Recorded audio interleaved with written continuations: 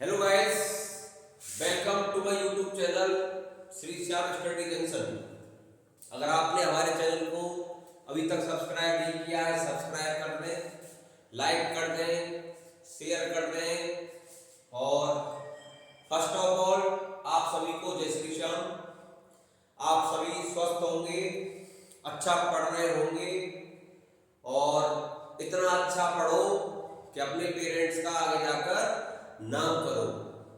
आप सभी अच्छे अच्छे पदों पर सेलेक्टेड हो, इसी कामना के साथ मैं आपके लिए लेकर के आया हूं 11th क्लास का यूनिट नंबर फर्स्ट फिजिक्स की वॉल्यूम नंबर 1 का फर्स्ट पार्ट। उसका नाम है unit there types with system of units.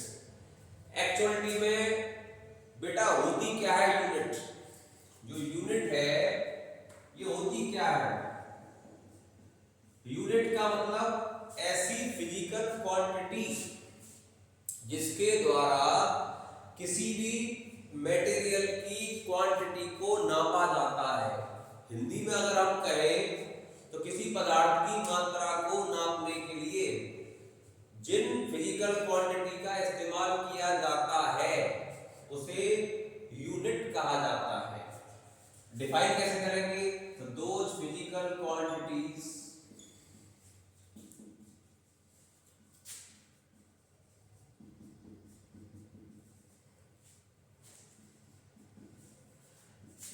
with the help of which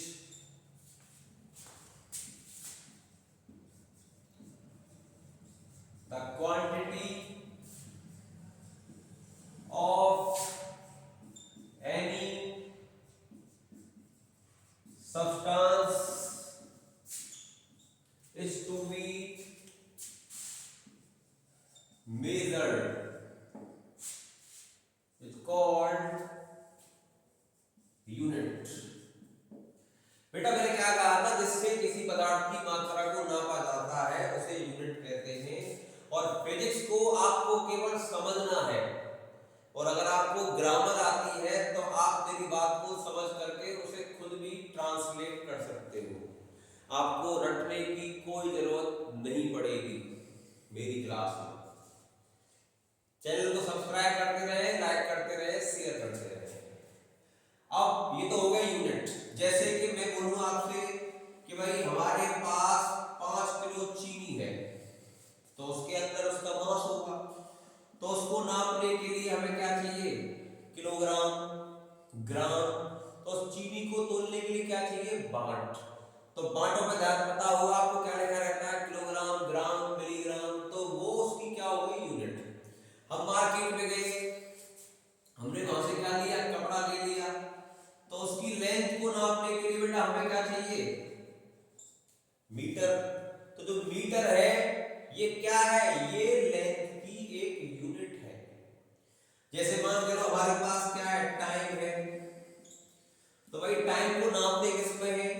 time को नापा जाता है सेकंड में, ठीक है, मिनट में, आवर में। तो ये तीनों के तीनों क्या है? ये तीनों के तीनों जो है बेटा ये इसके यूनिट हैं। करंट को नापना हो तो भाई करंट को क्या में नापते हैं? करंट को नापना है तो करंट को क्या में नापते हैं? करंट को नापते हैं किसमें? एम्पियर में। तो जो एम्पियर है ये क्या है? ये करंट की एक यूनिट है। अगली बात अगर हम करें, मान लो टेम्परेचर है, तो भाई टेम्परेचर को नापने का है, टेम्परेचर को नापने के डिग्री सेल्सियस चाहिए, डिग्री फ़ारेनहाइट चाहिए और डिग्री केल्विन चाहिए। ये 3 स्केल है। तो degree Celsius, degree Fahrenheit, degree kelvin, ये तीनों क्या है? ये तीनों ही टेम्परेचर की यूनिट है।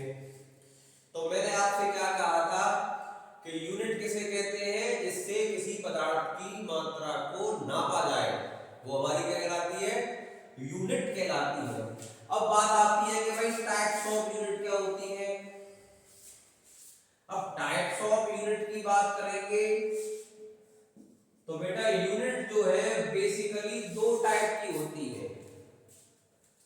कितने टाइप की होती है? बेसिकली तो it is of two types. सबसे पहली यूनिट है उसका नाम है फंडामेंटल यूनिट। उसका नाम क्या है बेटा? Fundamental unit.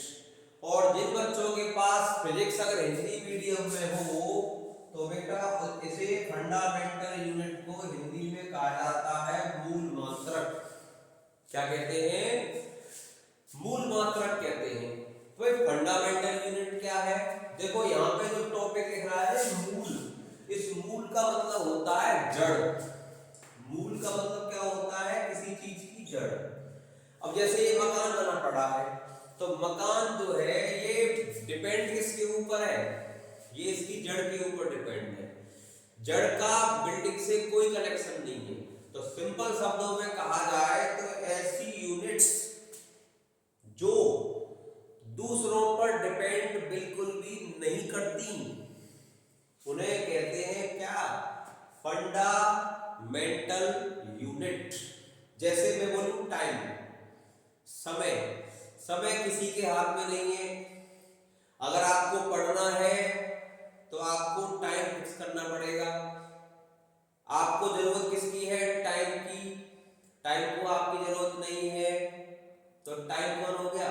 Fundamental unit. आपको ठंड लग रही है तो क्या चाहिए? कंबल। उससे क्या मिलेगी आपको? गर्मी। तो गर्मी का मतलब कौन हो गया? टेम्परेचर। तो जरूरत किसको है? जरूरत आपको है किसकी? टेम्परेचर की। टेम्परेचर को आपकी जरूरत नहीं है। तो ऐसी यूनिट्स जो दूसरों पर डिपेंड बिल्कुल भी नहीं करती हैं उन्हें फंडामेंटल यूनिट कहा जाता है। अब मुझे ये डिफाइन करना है। डिफाइन करना बहुत आसान काम है। इसमें क्या है?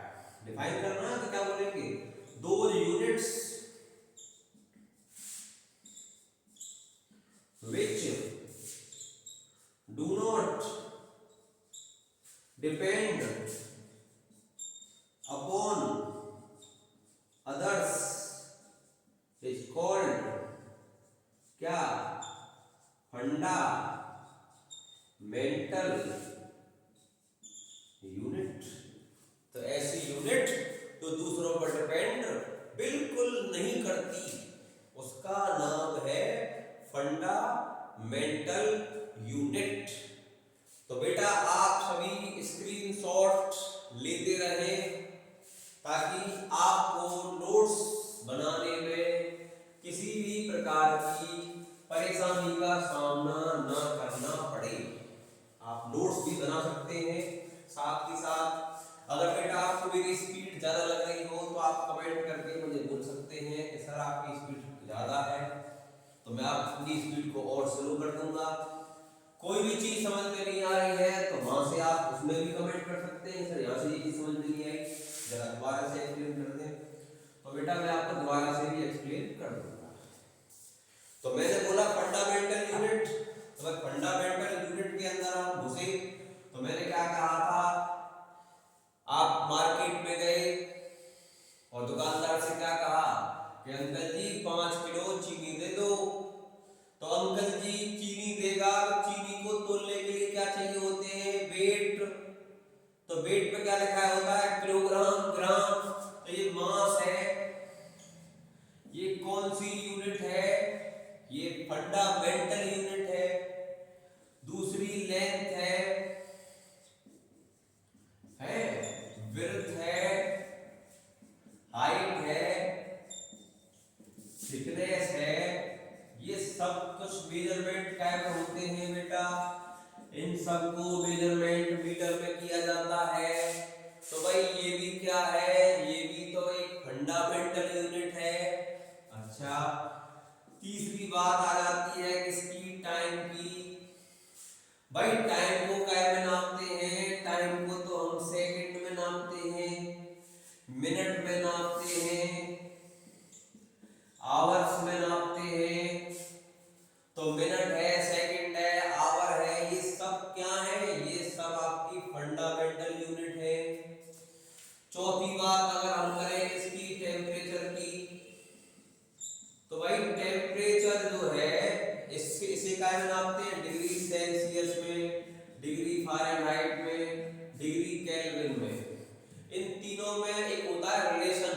मैं उसके ऊपर भी एक वीडियो बना के डाल दूंगा आपके लिए कि भाई कन्वर्ट कैसे करते हैं टेम्परेचर्स को। ठीक है बेटा, उसकी भी आप चिंता ना करें।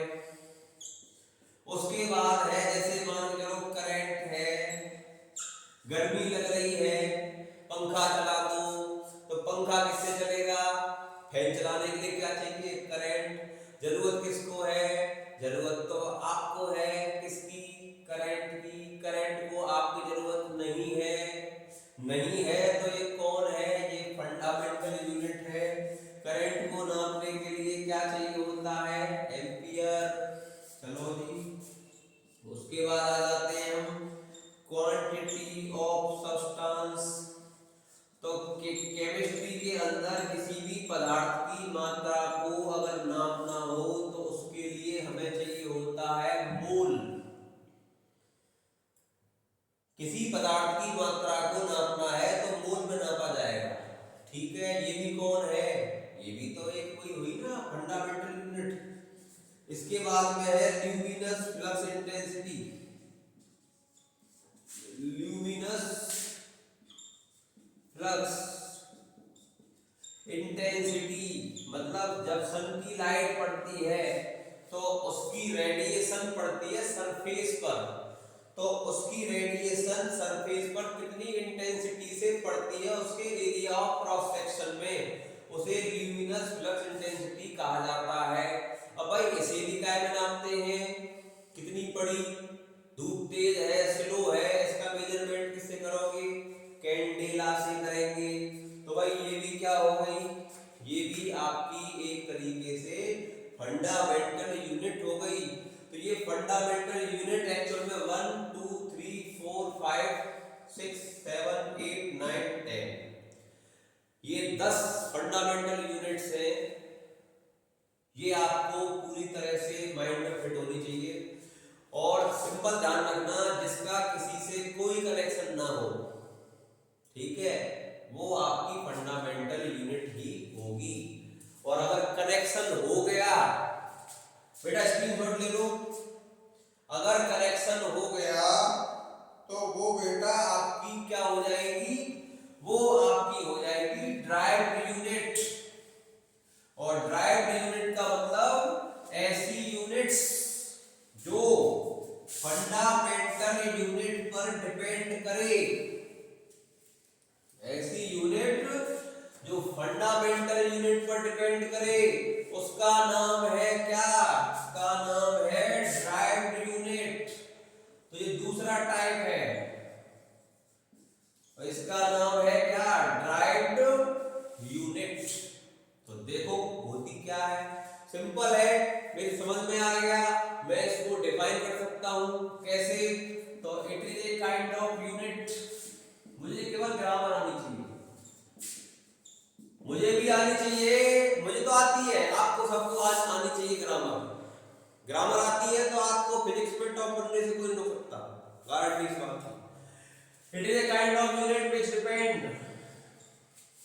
which depend on the fundamental unit, which depend on the fundamental unit is called क्या? Derived unit. उन 10 को छोड़कर जितनी भी यूनिट है वो सबकी कौन है? वो बेटा सबकी सब आपकी ड्राइव्ड यूनिट है। सबसे पहली बात करें हम स्पीड के बारे में, तो भाई स्पीड का जो फॉर्मूला है वो क्या होता है? Distance upon time. बेटा हम फॉर्मूला से भी फिजिक्स को डिफाइन कर सकते हैं। किसी चीज की डेफिनेशन लिखनी हो फिजिक्स में तो आपको उसका फॉर्मूला पता होना चाहिए। अब मुझे डिफाइन करना है, कैसे करूंगा भाई? फॉर्मूला क्या है? Speed equal distance upon time. Distance को कवर करने में, डिस्टेंस को कवर करने में जितना क्या लगता है? टाइम, उसका नाम क्या होगा?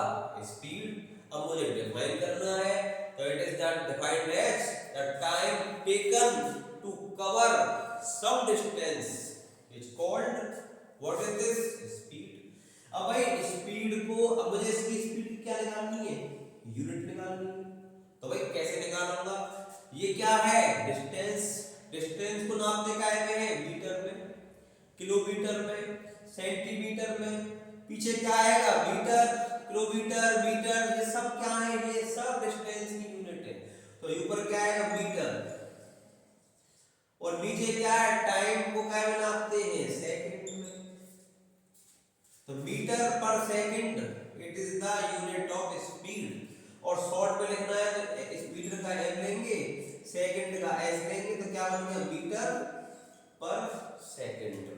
Yes it is the unit of speed. जैसे दूसरा टॉपिक, इसमें दूसरी जो है वो है मान लो वेलोसिटी।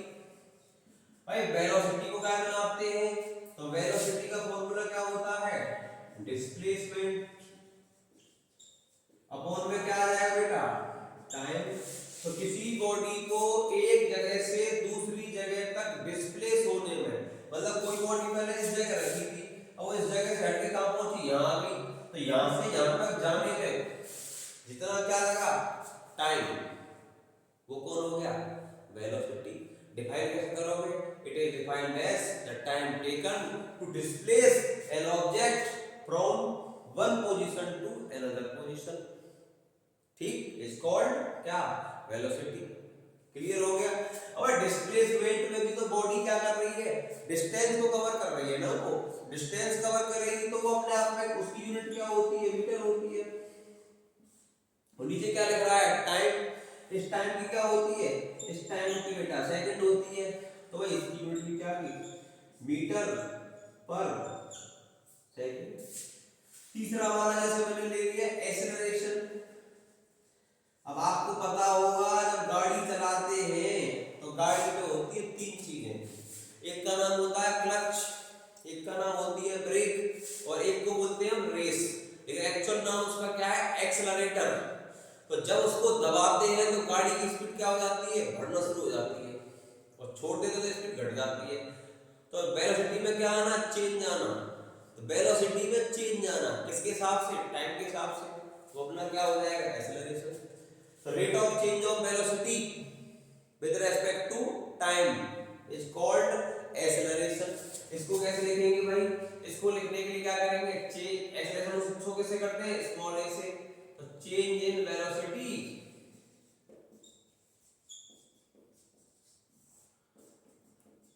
अपॉन में बेटा क्या आ जाएगा टाइम टेकन। तो वेलोसिटी को चेंज होने में जो क्या लगा टाइम लगा, उसे हमने क्या बोल दिया एक्सेलरेशन।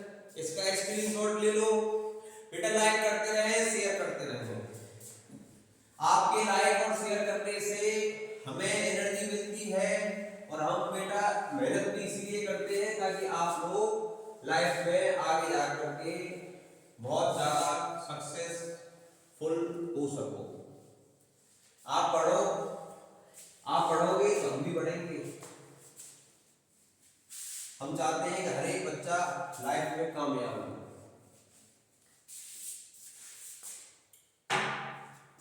तो हम जैसे इसकी क्या निकालेंगे यूनिट, तो यूनिट कैसे निकालेंगे भाई एक्सेलरेशन की, क्या था चेंज इन वेलोसिटी अपॉन में क्या था टाइम टेकन।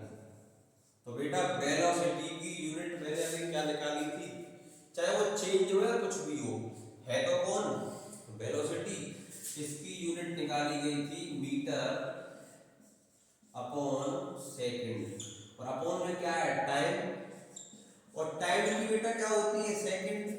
इस सेकंड का इस सेकंड से क्या हो जाएगा मल्टीप्लाई, मतलब इसमें क्या मान लेंगे 1।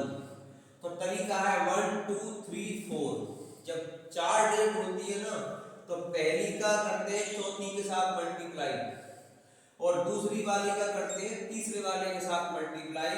तो ये आपका बन जाएगा metre multiply 1 upon second multiply second.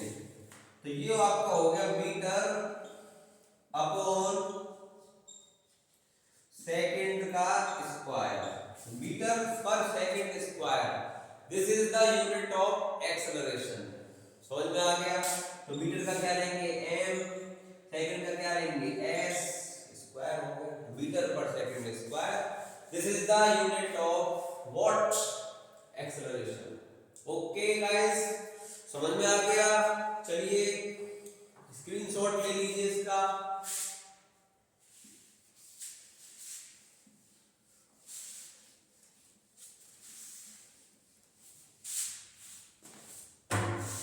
अब जैसे बेटा हमारे पास मान लो फोर्स है, तो भाई हम कहते हैं फोर्स। फोर्स क्या है? किसी चीज को या तो पुश करना या उसे पुल करना। आप ढकेलोगे उसको तो क्या लगाओगे? फोर्स।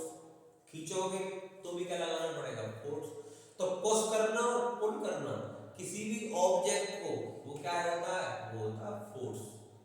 ठीक है बेटा? Push and pull, simple. Push and pull on any object is called what? Force. तो बेटा फोर्स जो है वो कैसा फैक्टर है? फोर्स एक एक्सटर्नल फैक्टर है। कौन सा फैक्टर है? फोर्स एक एक्सटर्नल, पुश पुल कर क्या करना पड़ेगा? तो ये एक्सटर्नल फैक्टर है। कौन सा फैक्टर है? It is an external factor, मतलब जिसको बाहर से लगाया जाए, जिसको बाहर से लगाया जाए वो हमारा बेटा क्या होता है? External factor. तो भाई फोर्स की जो फॉर्मूला है वो m से मास और a से एक्सेलरेशन, m से मास और a से एक्सेलरेशन। तो बेटा मास की जो यूनिट है वो बेटा क्या होती है? किलोग्राम। और जो एक्सेलरेशन है इसकी आपने अभी निकाली थी। क्या निकाली थी? याद होगा, मीटर अपॉन सेकंड स्क्वायर। तो शॉर्टकट में लिखेंगे kilogram metre second square. This is the unit of force. अब फोर्स के बेस पे ही आप लोगों को फेस करना पड़ता है एक टॉपिक है जिसका नाम है बेटा कौन? प्रेशर। कहते ना आज बहुत प्रेशर है यार माइंड पर। अरे प्रेशर का मतलब ये है कि हमारे माइंड का ही पूरा क्या हो गया? एरिया। इस पूरे एरिया पर कितना क्या लग रहा है? फोर्स। उसका नाम क्या है? प्रेशर। चाहे वो माइंड का प्रेशर हो, चाहे वो किसी बिल्डिंग का प्रेशर हो, चाहे वो किसी ऑब्जेक्ट पे आपने लगाया हो, तो प्रेशर का मतलब किसी भी गिवन एरिया पर आपने कितना फोर्स अप्लाई किया, वो हमारा कौन हो जाएगा? प्रेशर। तो कैसे लिखोगे फोर्स अप्लाइड? तो बता रहा हूं मैं आपको डिफाइन कैसे करते हैं। It is defined as the force applied per unit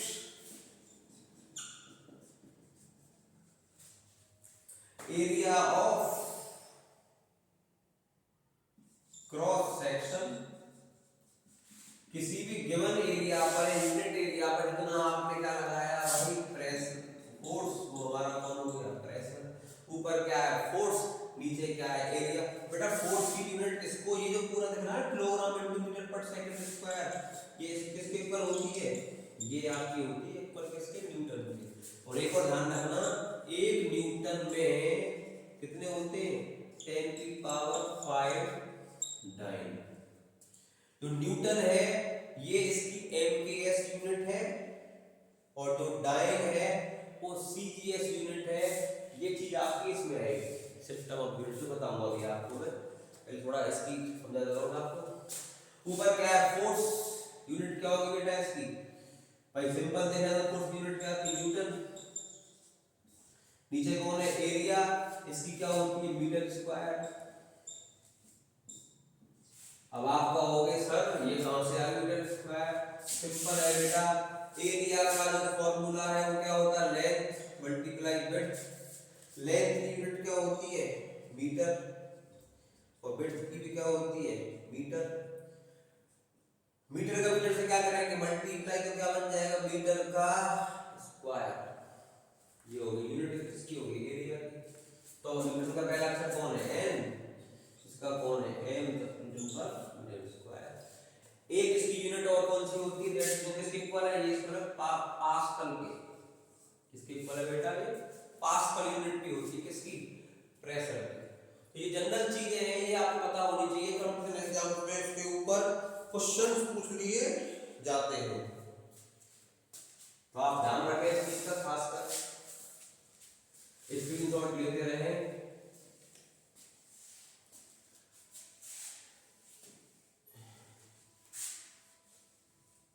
अब आपसे कही जाए किसी भी चीज के बारे में, आपसे किसी चीज निकलवाए ना, तो बस बेटा आपको फॉर्मूला पता होना चाहिए।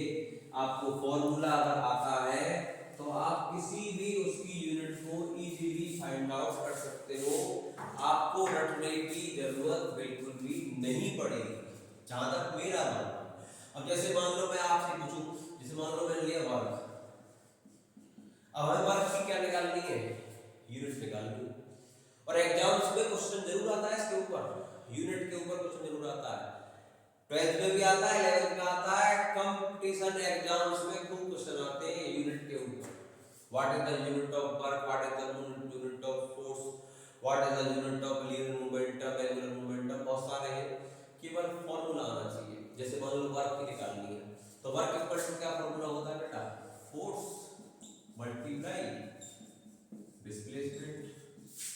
अब बताओ, आपको पता है वो फोर्स की यूनिट क्या होती है, अभी निकाली थी, क्या होती है, न्यूटन।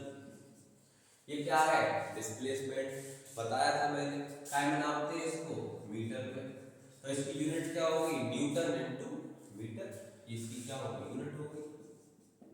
और न्यूटन इनटू मीटर जो है ये बेटा किसके इक्वल होता है, ये होता है इक्वल किसके, जूल के इक्वल होता है। क्लियर हो गया, कोई दिक्कत तो नहीं है। अच्छा, इसके बाद में जैसे मान लो हम ले लेते हैं एनर्जी। अब एनर्जी के बारे में आपने पढ़ा हुआ है फॉर्मूला, और मैं कौन सा वाला पढ़ा था, आइंस्टीन का मास एनर्जी इक्वेशन। कौन सी, आइंस्टीन की मास एनर्जी इक्वेशन क्या थी, E = mc²। m यहाँ पर क्या है, मास, और जो c है ये क्या है, ये स्पीड ऑफ लाइट है। m तो मास है और c हमारी स्पीड ऑफ लाइट है। अब बेटा मास को क्या में नापते हैं, मास को नापते हैं हम किलोग्राम में, और स्पीड ऑफ लाइट को क्या में नापते हैं, मीटर पर सेकंड में। चाहे स्पीड लाइट की हो, अरे है तो क्या स्पीड, इसका क्या कर देंगे, स्क्वायर, तो ये बन जाएगा kilogram into metre, metre square upon में क्या आ गया, सेकंड स्क्वायर। ये पूरा प्रोजेक्ट किसके इक्वल होता है, ये पूरा ही प्रोजेक्ट किसके इक्वल है, जूल के इक्वल होता है।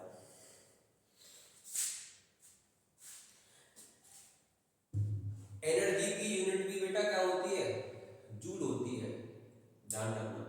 जो एनर्जी है इसकी यूनिट भी क्या होती है, जूल होती है, ठीक है।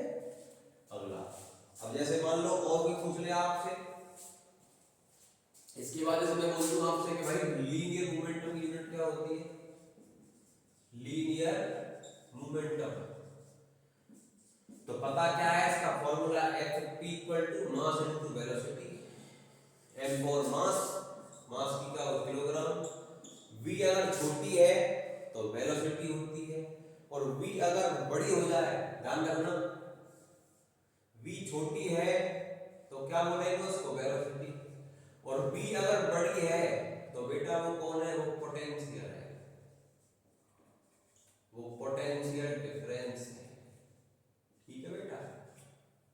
छोटी है वेलोसिटी है, बड़ी है पोटेंशियल डिफरेंस है, वोल्टेज है, ठीक है। अभी छोटी वाली है तो इसकी यूनिट क्या हो जाएगी, वेलोसिटी, मीटर अपॉन सेकंड, तो kilogram into metre upon second. तो मुझे उम्मीद है कि आप सभी बच्चे अब यूनिट्स को इजीली फाइंड आउट कर सकते हैं। तो बेटा ये मैंने करा दिए हैं, बाकी के और भी बहुत सारे फॉर्मूले हैं जिनकी आप खुद प्रैक्टिस करना, और किसी बच्चे को किसी की यूनिट अगर निकालनी ना आए तो कमेंट सेक्शन में कमेंट कर सकता है, और मैं उसे उसके बारे में बता दूंगा। किसी बच्चे को मेरे से पर्सनली कांटेक्ट भी करना हो तो वो मेरे से फोन पे भी कांटेक्ट कर सकता है।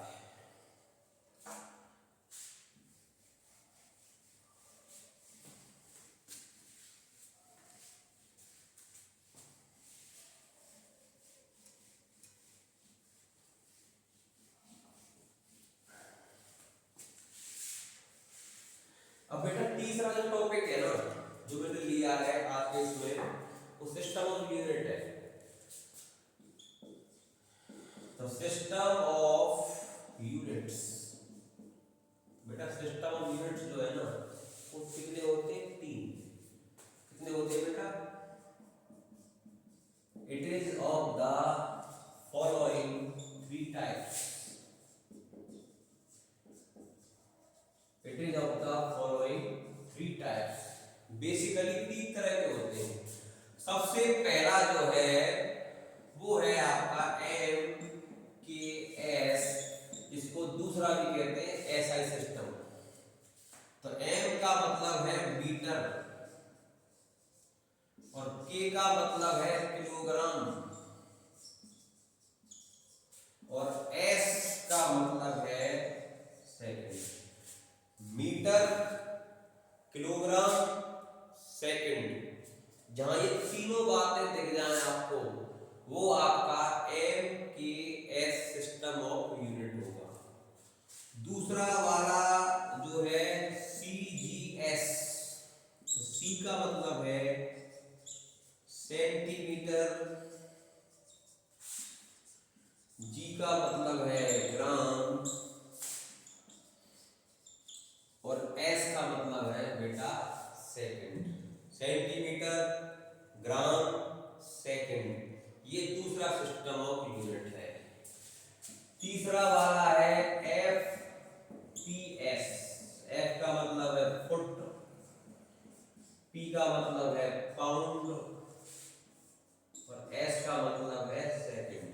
जैसे यहां तो हमने लेंथ को नापा था मीटर में, यहां हमने लेंथ क्या नापी सेंटीमीटर में, और आपको पता है 1 मीटर में कितने होते हैं 100 सेंटीमीटर होते हैं। तो ये आप कन्वर्ट भी बड़े इजीली कर सकते हो।